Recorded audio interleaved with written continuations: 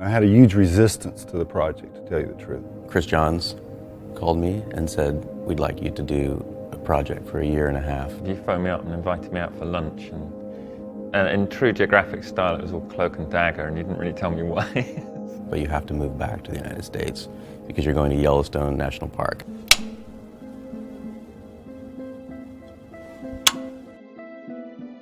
As you drive into Yellowstone National Park, there's this famous Roosevelt Arch. And on the arch it says, for the benefit and enjoyment of the people. One of the biggest challenges of this project was working in Yellowstone National Park and the nature of Yellowstone being basically the most famous national park in the world. This felt that it had much more weight to try and photograph something of that kind of glory, and also a place that's been photographed probably more than any other place on Earth. What is a national park? What are they for? Are they a playground for us? Are they for protecting bears and wolves and bison? But they got to be for both, and you have to do both without impacting the other very much. My main focus was the people. I call it the greater Yellowstone ecosystem saga, because it really is. All these people, as spread out as they are all really interconnected. So it's the first time in my life where so many people from different areas were really charged about one place. And it says something about how powerful this landscape is and what it does for people. People live there because they love living in a wild place. Coexistence is happening right now. Wild animals, yes, they live in national parks, but they also live where we live. All my work is about people connected to nature, but this reinforced it.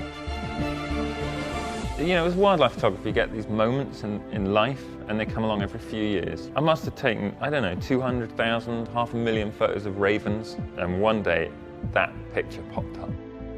I'm done. I don't have to carry on doing this. I did carry on, but...